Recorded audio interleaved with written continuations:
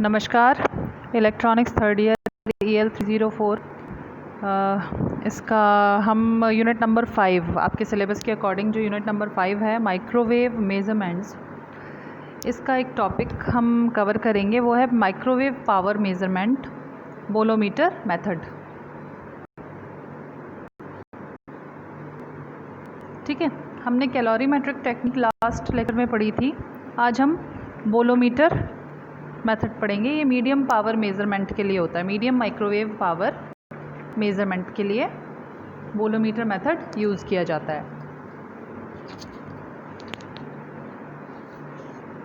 सबसे पहले हम ये देखते हैं कि बोलोमीटर क्या होता है। बोलोमीटर एक पावर सेंसिंग डिवाइस होता है। ये बेस्ड होता है बैरेटर या थर्मिस्टर पर। बैरेटर या थर्मिस्टर क्या होते हैं? बैरेटर और थर्मिस्टर होते हैं ऐसे मेटलिक वायर जिनका कि टेम्परेचर कोएफिशिएंट पॉजिटिव या नेगेटिव होता है। देखते हैं किसका पॉजिटिव होता है और किसका नेगेटिव होता है। तो बैरेटर जो है एक ऐसा थिन मेटलिक वायर होता है जिसका कोएफिशिएंट होता है पॉजिटिव। और थर्मिस्टर क्या होता है? थर्मिस्टर होता है एक सेमीकंडक्टर जिसका कि नेगेटिव टेम्परेचर कोएफिशिएंट होता है। ठीक है, तो थर्मिस्टर है एक सेमीकंडक्टर जिसका टेम्परेचर कोएफिशिएंट होता है नेगेटिव, और बैरेटर है एक मेटलिक वायर जिसका टेम्परेचर कोएफिशिएंट ऑफ रेजिस्टेंस होता है positive. Temperature coefficient of resistance का पॉजिटिव होना या टेम्परेचर कोएफिशिएंट ऑफ रेजिस्टेंस का नेगेटिव होना, इसका क्या अर्थ होता है? यदि मैं कह रही हूँ कि इस वायर का temperature coefficient of resistance positive है, तो इसका मतलब यदि मैं टेम्परेचर इंक्रीज़ करूँगी उस वायर का तो उसका रेजिस्टेंस इंक्रीज़ होगा।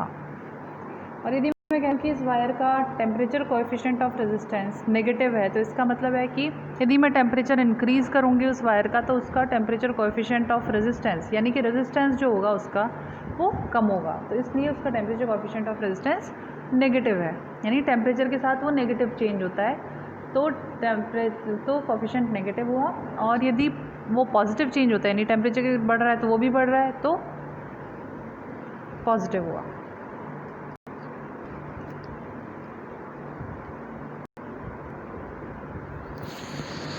इसमें एक बहुत अच्छी बात यह है कि जैसे बैरेटर्स और थर्मिस्टर्स, तो बैरेटर्स जो होते हैं वो लो पावर एप्लीकेशन के काम भी आ सकते हैं, और अधिकतर बैरेटर्स को लो पावर एप्लीकेशन या लो माइक्रोवेव पावर के ही काम में लिया जाता है।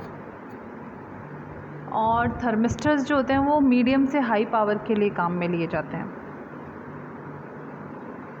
बैरेटर्स डेलिकेट डिवाइस कह लें, डेलिकेट होते हैं, और थर्मिस्टर्स की डेलिकेसी कंपैरेटिवली कम होती है, मतलब थोड़े से रफ़ एंड टफ मान लीजिए आप।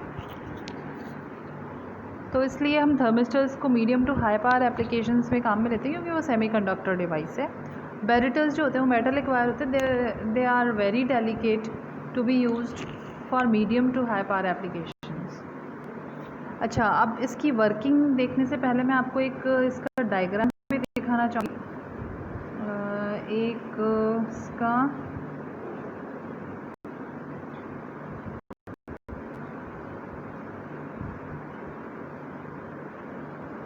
इसका डायग्राम यहाँ है,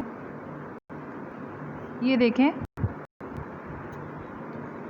ये है bolometer method for microwave power measurement.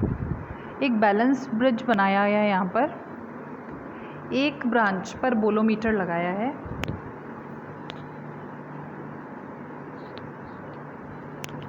अब इस बोलोमीटर में यदि लो फ्रिक्वेंसी की बात की जाएगी तो बैरेटर लगा होगा, हाई फ्रिक्वेंसी की बात की जाएगी या मीडियम फ्रिक्वेंसी की तो थर्मिस्टर लगा होगा। मतलब कुल मिला के कि माइक्रोवेव पावर को सेंस करने वाला कोई डिवाइस होना, कोई उपकरण या कुछ ऐसा होना चाहिए इसमें, एक इसका बोलोमीटर का एक पार्ट जो कि माइक्रोवेव पावर को सेंस करे।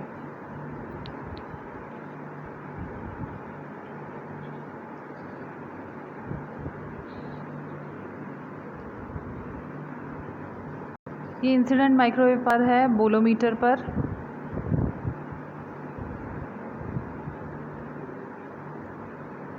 ठीक है, और ये रजिस्टर्स हैं, 3 रजिस्टर्स लगे हुए हैं। गैल्वेनोमीटर है, एक रजिस्टर यहाँ है, एक अमीटर है और एक वोल्टेज सोर्स है डीसी। ये डायग्राम आपने देख लिया ठीक से। अब हम पीपीटी पर चलते हैं।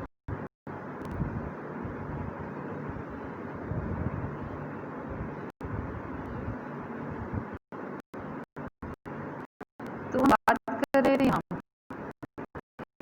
बोलोमीटर होती है।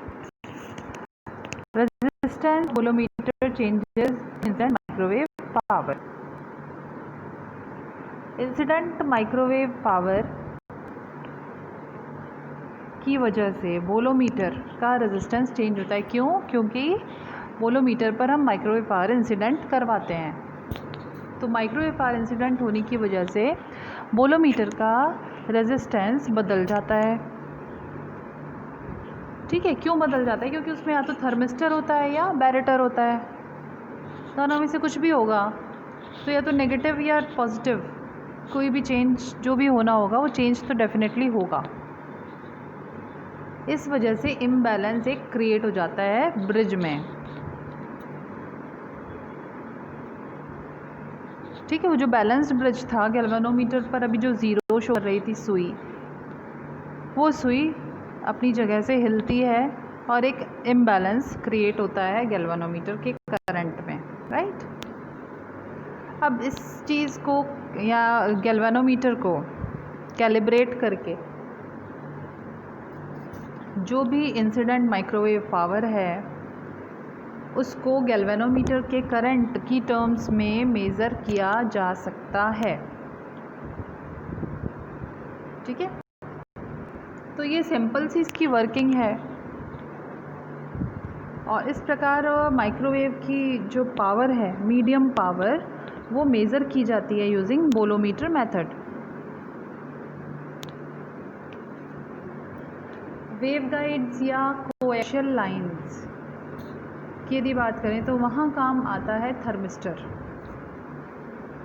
यदि वहाँ आपको माइक्रोवेव पावर मेज़र करनी है तो वहाँ आप थर्मिस्टर वाला बोलोमीटर काम में लेंगे, क्योंकि वो माइक्रोवेव ट्रांसमिशन लाइंस के साथ में कंपैटिबिलिटी भी होती है थर्मिस्टर की, राइट। तो इस प्रकार हम मेज़र कर सकते हैं माइक्रोवेव पावर। 2 तरीके मैंने आपको यहाँ बताए हैं। लास्ट लेक्चर में हमने कैलोरीमेट्रिक मेथड देखा था और इस लेक्चर में हमने बोलोमीटर देखा है। एक बार इसका डायग्राम हम फिर से जाएं तो ये देख सकते हैं, इसमें इमेजेस, इसमें ये रहा।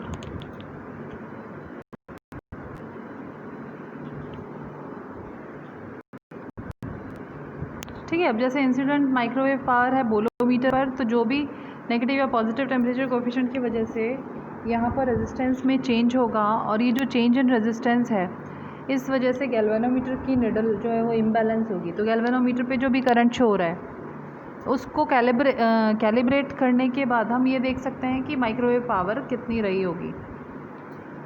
ठीक है, सिंपल सा मेथड है। तो बोलोमीटर को इस प्रकार से यूज़ किया जा सकता है to calculate medium microwave power.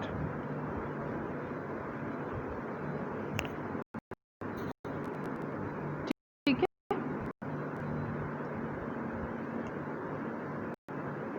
तो ये था आप बोलोमीटर। इसके बाद हम नेक्स्ट टॉपिक जो है दूसरे पैनल को मेज़र करने वाला, वो हम देखेंगे नेक्स्ट क्लास में। Thank you so much.